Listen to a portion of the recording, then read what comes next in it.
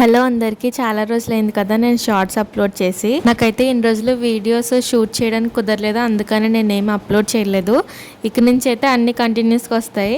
So ఈరోజు షార్ట్లో ఏంటంటే కొన్ని మంత్స్ నుంచి నా హెయిర్ అయితే కొంచెం డ్రై అయిపోయినట్టు అనిపిస్తుంది అనమాట. అందుకని ఇంకా మా అక్క ఈరోజు ఏం చేసిందంటే ఇక్కడ మందారమాకు, మందారం పువ్వు, నెక్స్ట్ గోరింటాకు అనమాట, ఈ 3 కలిపి పేస్ట్ చేసి తలకి రాసింది. నేను పెట్టుకున్నాను, నెక్స్ట్ మా చిన్నక్క ఉంటది, తను కూడా పెట్టుకుంది అనమాట. ఇది మొత్తం ఆరాలంటే చాలా టైం తీసుకుంటది. మేమైతే 2 hours ఉంచుకున్నాము. నేనైతే ఈ మధ్యన బియ్యం పిండి తయారు చేసుకున్నాను ఇంట్లోని. ఇప్పుడు సున్ను పిండితో నలుగు పెట్టుకుంటారు కదా, ఇప్పుడు సేమ్ అలాగే అనమాట. ఇప్పుడు నేను బియ్యం పిండితో పెట్టుకుంటున్నాను. ఇందులోకి నేను ఏమి ఎక్కువ యాడ్ చేయట్లేదు, జస్ట్ బియ్యం పిండి నెక్స్ట్ వాటర్ వేసి దాన్ని కొంచెం బాగా పేస్ట్లా కలిపేయాలన్నమాట. పేస్ట్లా కలిపేసి ఫేస్కి అప్లై చేసుకొని కాసేపు అది ఆరేంత వరకు ఉంచుకొని తర్వాత దాన్ని రుద్దుకోవాలన్నమాట. రుద్దుకొని కడిగేసుకుంటాను ఫేస్. ఇందులోకి మనం ఇంకా యాడ్ చేసుకోవచ్చు, పాలతో కలుపుకోవచ్చు, లేదంటే పసుపు పాలు వేసుకుని కలుపుకోవచ్చు. కానీ నేనైతే అవేం కాకుండా వాటర్ బియ్యం పిండి కలిపి రాసుకున్నాను అనమాట.